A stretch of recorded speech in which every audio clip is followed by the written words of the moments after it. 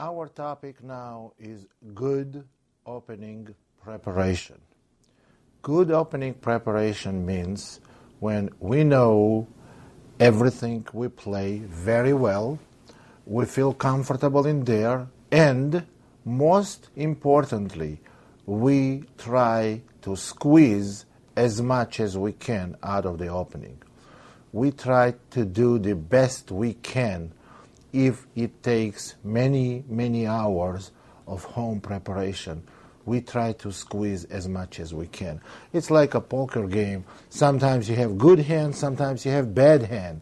And you try to take full benefits of good hand. So when you play white, it will refer as a good hand, you try to get maximum advantage. And when you play black, you have to try to at least equalize the game. Now, when you play, you don't try to stay out of trouble only with white.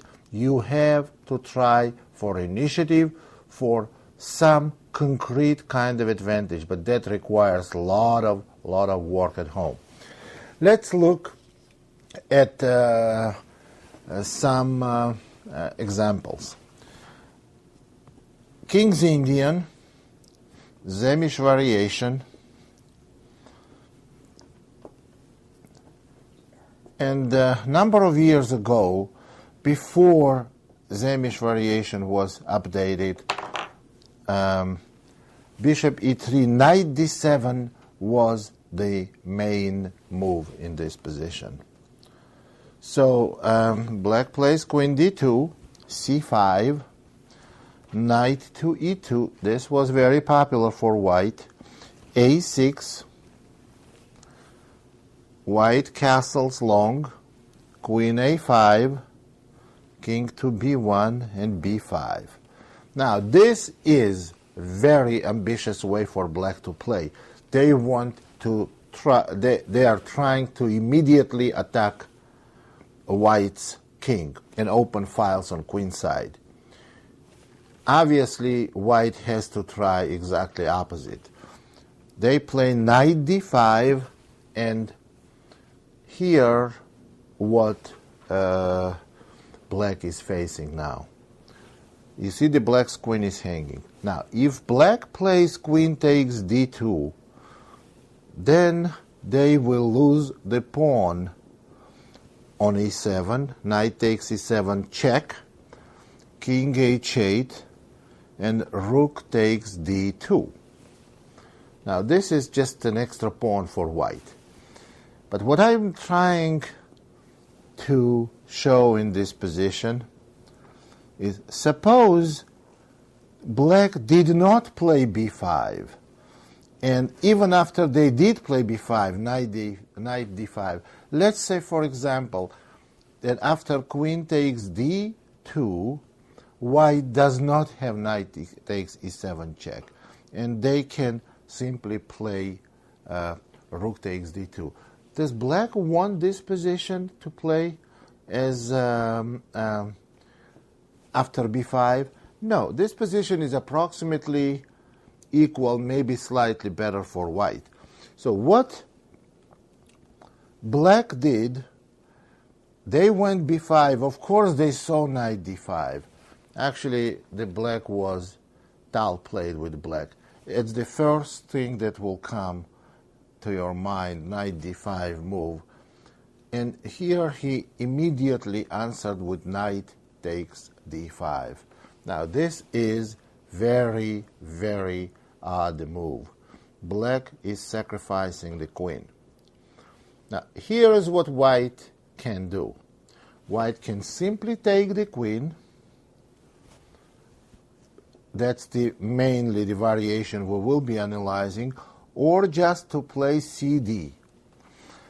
Now, if they play cd, black can go queen takes d2, rook takes d2, and that would have been the best continuation for white. That's what white should have done. And now black has choices between c4 or maybe c takes d, in both cases with okay position for white. But after knight takes d5, white decided that queen sacrifice is overly ambitious and not justified. So they played queen takes queen and knight takes e3. Now we see, let's evaluate position. All black has is two minor pieces for queen. That's clearly not sufficient compensation. But rook is hanging on d1. And after rook moves, black is going to play knight takes c4.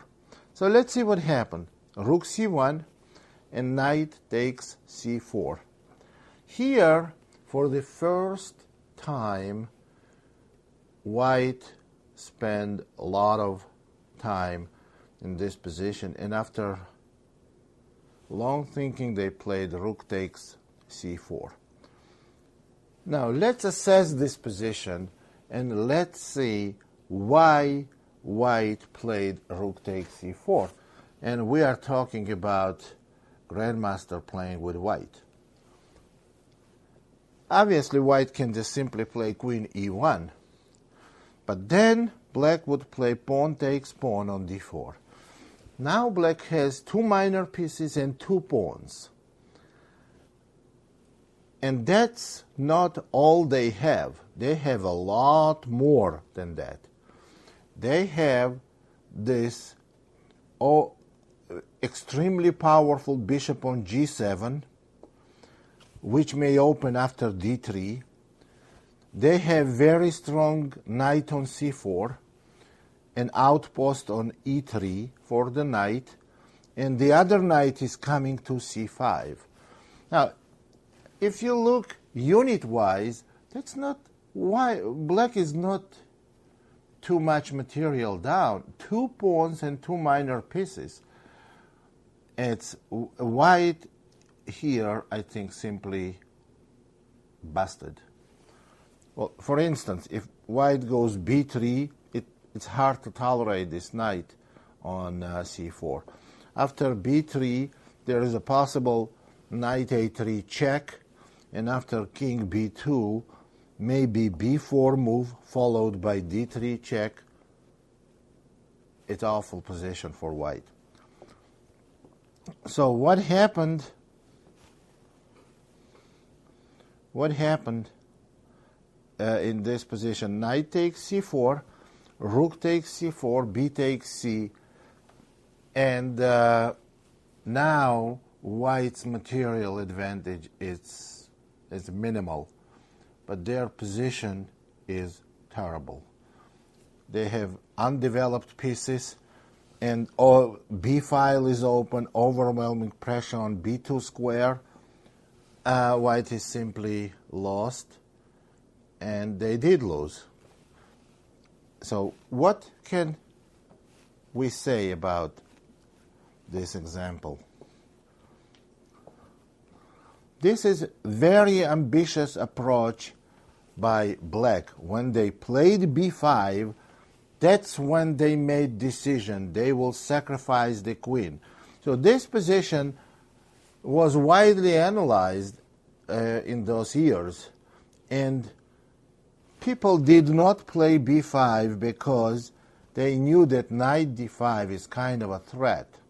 And this is thematic threat when queen is on a5, queen on d2, when actually it happened several times in accelerated Draken 2, the opening that I play frequently. When king moves on b1, that means that after knight d5, queen cannot take queen with the check, so white has an in-between move, knight takes pawn check. So this is kind of a threat, and playing b5 and ignoring this so-called big threat is very, very ambitious approach. So it's good evaluation of black's dynamics here. And after knight d5, knight takes d5, only move white could play here was cd.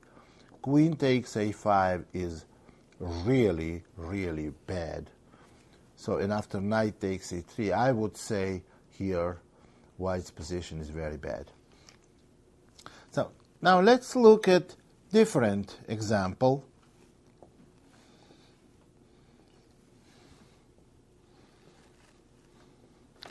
When in English opening, this is also theory. I have played this position several times. c4, e5, knight c3, knight f6. Actually, most of the time it starts with c5. c4, c5, knight c3, knight f6. g3, d5, c takes d, knight takes d5, bishop g2, knight c7, knight f3, knight c6, d3, e5. You can reach this position even if you start at c4, e5. There are several ways to get to this position. White castles, black plays bishop e7, and here white can play quietly the way normally this kind of position played, like a3, bishop e3, rook c1 or rook b1 and trying for b4, or played a lot more ambitiously, and that's what they should do, because that's why you have white. Now this position is kind of closed. The advantage of you having white, that means you have an extra tempo. In a lot of variations, extra tempo results to gives you incentive for initiative, to play for initiative. So knight d2 is the move. Now the normal move is bishop d7. Castling I would not recommend. This castling was played against me once by Timon, Dutch grandmaster, and I had very good position after that, and I won. I played bishop takes c6, pawn takes c6, and knight went to c4, very strong position. And then after that I went e4 and f3. So I defended my light squares, and black's pawn structure turned out to be a big problem for them. So according to theory, the correct move is after knight d2, bishop d7, to stop doubling pawns, to stop bishop takes c6. Now we go knight c4, and that's another good way to see how can both sides in the same opening, in the same position, play for initiative. Now white is threatening bishop takes knight, bishop takes bishop, and then to win a pawn on e5. This is a threat. And this is perfect example to show how can one play, one can have ambitious approach in the opening. What can black do? The main move for decades was f6 here, to protect obviously e5 pawn and the castle right after that.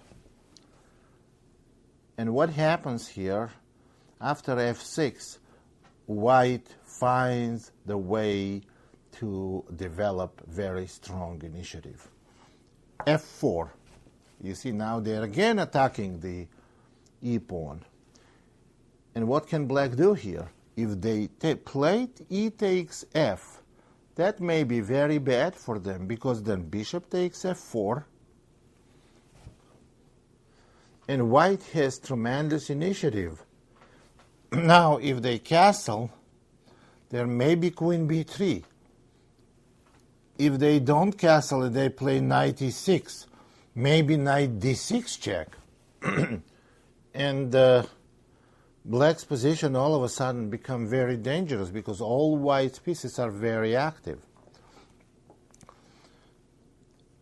What black can play here is b5 first, attacking white's knight, and when white moves back, then take on f4.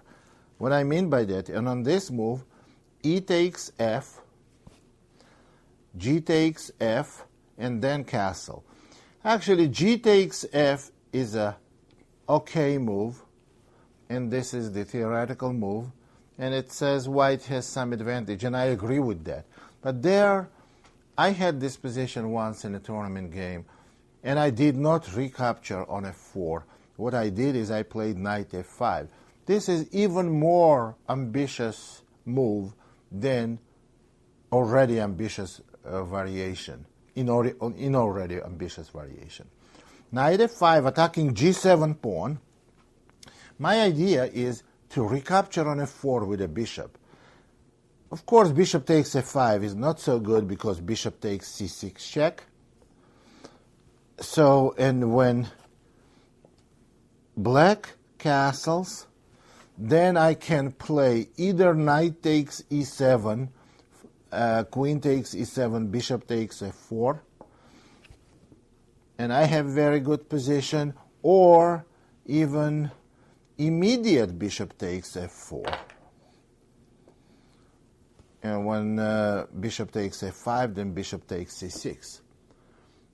So in both cases, white has, and not to mention there is queen b3 check upcoming. In both cases, white has a very strong initiative. Now, why did I say before that both sides can play for initiative? How can black play for initiative? Well, we're getting to that point. In this position, when white just played knight c4, and I mentioned that white wants to play bishop takes c6, and after black recaptures with a bishop, then knight takes e5. Black can totally ignore it. Black castles, and white wins a pawn. This already happened once in a game. Bishop takes c6, knight takes e5, and now bishop e8. This was already played once against me, and I was not very happy with white. I don't remember what happened in a game, what was the result of the game. But normally when people say, I don't remember what was the result, you know it wasn't very good. So I don't think I won. I would have remembered that. So bishop e8. And what is black's idea? Black's idea to kick the knight from d6 by playing bishop d6 in future and come back to c6 with a bishop. Now they are pawn down. They have very powerful piece on c6. Maybe the better way to kick this knight from e5 is bishop f6. Then to go bishop c6 and so forth. Or even play f5 and f4. And later kick the knight from e5 and play bishop c6. Now this is a very ambitious way. You see how both sides can play for initiative. Initiative is the soul of the game. You know, in today's chess, in advanced chess, so initiative decides when we play for initiative, and if we do succeed without big positional damages, we hold the initiative. In a lot of cases, it results into winning material or getting positional advantages on some ways to redeem this initiative. So let's go back and let me show you how can ambitious approach for initiative can be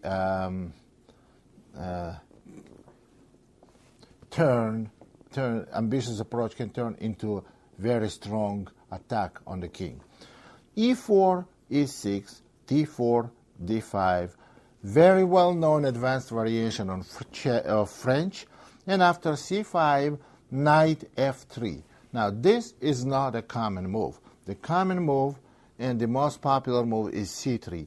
Knight f3 today is known as very speculative, provocative move, because after knight c6, white has now last chance to turn into regular position, but they go bishop d3, c takes d, and castle.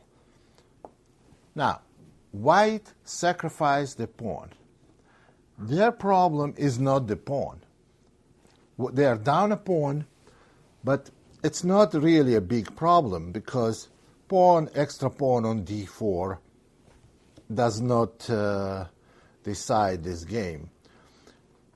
White's main problem is that e5 pawn became weak because d4 pawn disappeared. White's d4 pawn I'm talking about. So now it's black's move, and suppose black goes queen b6 or bishop c5. So let's go queen b6. Now we go rook e1, and now black has to decide how to place these minor pieces. They want a castle eventually. So they decided to put the bishop on c5 and knight on e7, which is a very reasonable idea. If white goes a3, they will go a5 to stop b4. After a3, you don't want to go knight e7 and get your bishop trapped. So obviously you go a5. And now white has to develop knight d2, knight e7, knight f1, bishop d7, knight g3, castle. This is dangerous now.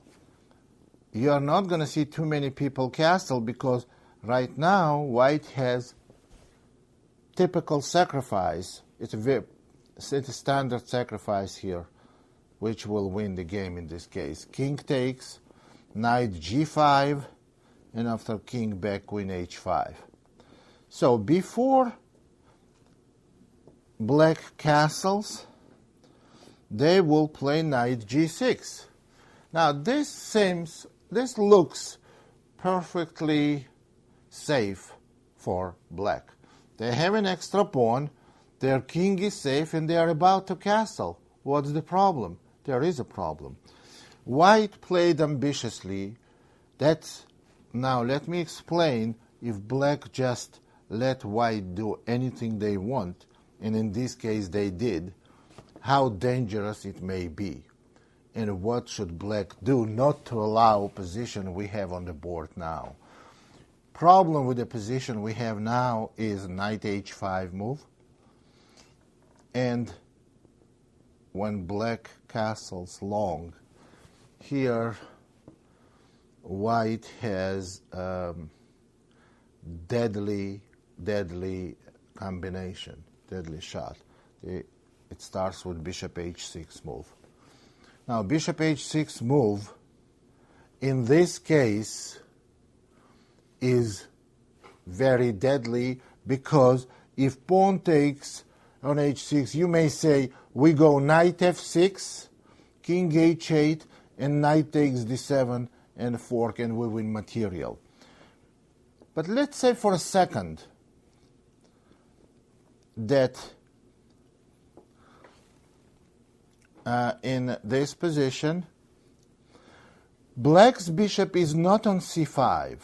Suppose black's bishop is on, with knight on h5, black's bishop on e7. They could think about the system the software I'm using now is I can put pieces on any positions and any time I want. I want to just show you what can be the result of this variation if black totally neglects white's initiative. Still bishop h6 is winning. So that means the problem in this position with bishop on c5, the problem is not knight f6 check and knight takes d7. That's one of the problems, but that's not the main problem. Even with bishop on e7, after taking, white is winning. White is winning by playing queen c1 or queen d2. And you see black cannot stop queen takes h6. Well, that's how it may end. King h8, queen takes h6. Now, after rook g8, we can go knight f6, threatening mate on h7. If bishop takes f6, pawn takes f6. And next move is coming to knight g5. So this is really, really bad for black. Black is actually getting mated. That's how bad it is. Okay, so what did white do here? Let's go from very beginning. White plays this game. They started from very beginning to play just for mate. Just for mate. When you play e4, e6, d4, d5, e5, c5, knight f3, knight c6, bishop d3, cd, and we totally ignore the fact that we lost the central pawn, when would you do that? Only when you go for something much bigger than pawn. So a castle. And now let's see what could have happened if black played correctly. Black has to realize that the fact that they have an extra pawn is not going to win them the game by itself. The way they have to be, the biggest problem is e5 pawn for white, which I already mentioned. Knight e7 should be played, rook e1, and knight to g6. That's a good position for knight. Okay, knight to d2. I would go f6 now to immediately take advantage of e5 pawn. White must take on f6. There is no other move because e5 pawn is hanging. Pawn takes, now pawn takes. And when knight moves back to f1, then black can connect those pawns or even play bishop d6 first. Eventually they're going to connect these pawns, and it's very difficult for white to do something to prevent black from castling, in this case, probably the queen side. Something like bishop d7, queen c7, and castling queen side. Because white's pieces are not prepared for really active operations here. So black is in a good health here. So now let's go back and we will take a look at one position that was very well known, that is very well known in a modern theory. e4, c5, knight f3, g6, or knight c6. It doesn't matter. It's d4, cd, knight takes d4. Move order is not as important. This is accelerated Draken, one of the positions that I highly recommend to play for black. Bishop c4, queen a5, castle, and we castle. Now, bishop b3 is a normal move. d6 is okay. h3, every move till now is very much the best for both sides. Bishop d7, and here white has a choice. They can go rook e1, which for years this move was known as best, and they can go f4, which is considered to be best in nowadays. So let's look at both of them. Rook e1, formerly the best move. Rook c8, knight d5, and this was known as a slightly better for white. The assessment of this position and evaluation is clearly wrong, because move that black can play was not anticipated. Rook e8 is a very strong move, and now we see that e4 pawn is hanging. It's interesting that in such a so-called quiet-looking position, move like f3 that simply protects white's e4 pawn is nearly losing move. It's hard to tell that here position explodes all of a sudden and the white is lost. Here, knight takes d5, pawn takes d5, knight takes d4, bishop takes d4. And here black has decisive shot. Queen takes e1 check. Queen takes e1. Bishop takes d4 check. King has to move, and bishop takes b2. Now this is totally lost for white, and give me a second to explain why. Quickly, rook to b1 or rook to d1 will not make much difference. Black plays bishop c3. Queen moves to e2 or f2. It's not really important. And now we go pawn to b5. This move completely kills the bishop on b3. Bishop on b3 turns into a pawn, which gives you huge material advantage. Bishop on b3 will never get into the game.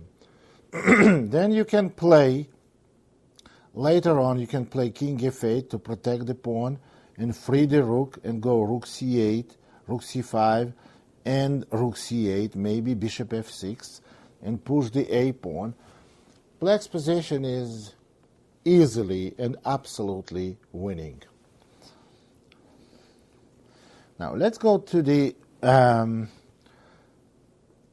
original position of this opening, which is when white played rook e1, and which is not a very good move. This is position where white played rook e1. Now the best move is f4. That's known. And one of the better moves is queen h5. And I developed this variation when I was a coach for Gata Kamsky in the World Championship matches. After queen h5, the best move for white is queen d3, and now b5. I don't want to get into big details. Why is it bad to take on b5? White has three ways to take on b5. Knight d takes b5, knight c takes b5, or queen takes b5. If you want to see this opening analyzed in details, you can get my tape, which is called Accelerated Draken. And the best move in this position after b5 is knight f3. And now we go a5. And white goes a3. And just before this was prepared for Kamsky's match against Anand and against Short, and we won both games. We practically won in home analysis. What happened here, in the games that were played before our preparation, Black has never played b4. In all of the games that were played before that match, everybody played a4, and b4 simply was referred as a bad move because of knight e2, with the idea of knight g3, and black queen is in a lot of trouble, which is 100% truth, but partially true, that black queen is in trouble. Black queen is in trouble, but white is in a bigger trouble. So whole game is trouble here. So now knight e2, and it's not good to take on b4 because then black takes with the knight on b4, and they have very good position. So knight e2, this position that was known as bad for black is very good for black. Pawn takes a3. And now black's queen is in a lot of trouble, but black has in every variation that they have winning position. Knight to g3, and here we play pawn takes b2. Now this position is winning. Again, I don't want to spend too much time analyzing this position because it's analyzed completely on my tape. Let me go quickly through the variations just to make my point. Taking the queen is not a good idea because black plays pawn takes on a1, turning into a queen, and now white must recapture on a1 because if knight takes f6, then queen takes f6. So rook takes a1, knight takes h5. Black has rook, minor piece, and the pawn for queen. White rook is hanging, very strong, pass pawn on a5, knight b4, and a4 is going to be next move. White is totally busted. So taking queen is not good. Fine. Then, in this case, rook has to move. And white has only two places to move rook, to b1 or to a4. They're both losing. Rook b1 is losing because black simply plays here knight b4 and attacking white queen. Now white must take black's queen and cannot retreat his queen, because if white queen moves, then black has a square for the queen. They save queen, they have material advantage, game is over. So white must take on h5. Black takes on d3. Now white takes on f6 with a check. Bishop takes f6. Pawn takes d3. White has an extra piece and totally lost position. a4, attacking the bishop, must go to a2. a3. Now what black wants to do is to go bishop e6, exchange bishops, and then they're going to have as many queens as they want. So that's not good. This is forced and not good. So only one move left is rook a4, which loses as well. And that's the only case when we do retreat our queen. And now this is very, very unusual position, and it's kind of funny the way game ends here. f5, and finally black's queen is trapped. That was the original idea for white, to play knight e2, knight g3. Black traps the queen and loses the game. Here is why. g5. In order to trap the queen, bishop has to take on g5. And now after knight e5, it's all over. And why? If white plays knight takes e5, black plays queen takes g5.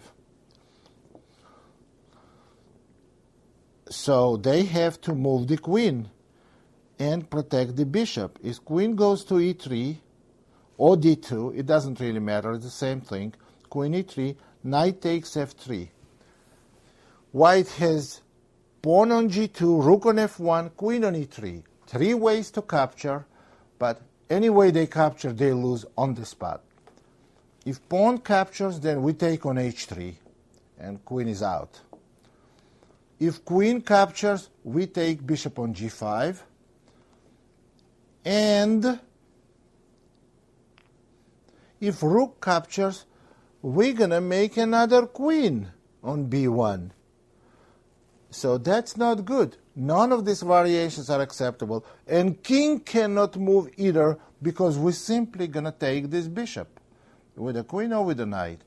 So white is lost in every variation. Now, why do I show this continuation and on the tape that is called ambitious approach to critical variations? Because I spend many, countless hours analyzing this position, and I was very ambitious. I just tried to play this position. I liked it very much, and I wanted to turn in a very good position for black. I was very ambitious, and it took me, I cannot tell you how many hours it took me to come to this conclusion. And I wanted to get maximum out of black's position. Of course, I could have moved the queen back all the way without going to h5, or play a4 instead of b4, and then I would have gotten the same position that was played. Actually, Kamsky lost one of these games before our preparation to Polgar by playing a4 instead of b4. So I could have just stood with the same evaluation. I could go with the flow, and then evaluation would never have changed. But ambitious approach has to be based on many hours of analysis, or you have to do your own research to come to conclusion that white is lost. I did use computer programs, and they were telling me that I'm in a bad shape. Well, but the way it works with computers, they cannot tell you what is happening in quick evaluation. You have to feed them ideas, and you have to confront them, and you have to question their evaluations. And finally, they're going to get you to where you want to get. So that shows you once more how dangerous it is to rely on opening evaluations on a very well-known games. If game played by two strong grandmasters, I know definitely they played their best. But that's how theory created. They said, that's a theory. No. What is theory today? Theory is when two players played and one of them made a new move, and that's it. That becomes theory until someone else will make better move. So you may be someone else. I was someone else many times because I spent hundreds of hours analyzing. That's why you don't see me anymore in tournaments. Thank God. So now let's look at one position that is also very well known in theory. Knight c3, bishop b4, knight f3, c5, g3. Actually, we can get this position through different move order. G3, c takes d, knight takes d4, knight e4, queen d3, and queen a5. This position for some time was evaluated as better for white. After bishop to g2, knight takes c3, Actually, bishop takes to g2 is not a good move. So in this position, knight b3 is correct move, attacking black's queen. And correct response for black is knight takes c3. Now, this is very well known for people who play this opening, very well known variation. Now, if white takes the queen, then position is totally equal because of knight e4 check, and on king d1 knight takes f2, so white has to play bishop d2, bishop takes d2, queen takes d2, knight takes d2, king takes d2. This is totally equal position. That's not of any interest for us. We are not interested in it. So, well, white has to be a lot more ambitious. Remember, on higher levels, when you play, if white does not get advantage in the opening, variation is not good. Well, some people on lower level, they think, okay, if I get equal position with white, that's okay too. That's not okay, because when you play with white, and if you don't get an advantage, next game in the tournament, you're going to be black. And believe me, your opponent is going to try to squeeze the most out of the opening. So you're going to have one game with slight advantage you're supposed to have, the next one you're going to have with slight disadvantage. So white plays for advantage now. Now, knight takes knight b3, bishop d2, knight takes c3, and knight b3. Knight b3, knight takes c3. Now, in this position is black's move. White just played bishop d2. White did not take black's queen. They played bishop d2. Knight e4, black's best move. And white's best response in this position is queen takes e4. Bishop takes d2 or d5. Now, this position is very important for final evaluation. So we can play bishop takes d2, knight takes d2, knight c6, bishop g2, and castle. Now, white has to castle also, but they cannot castle yet because the knight is hanging on d2. So white plays queen e3 first. Now we can go d5 or b6. d5, castle, d4, queen d3, and e5. This position is double-edged. Now, this is another example for you. It's like a raw food. Position is here. It's not cooked yet. One side wants to do this and this. a3, b4, knight c4, knight d6. Get an advantage. So how you slice it? This is way to play for white, and this is the way to play for black.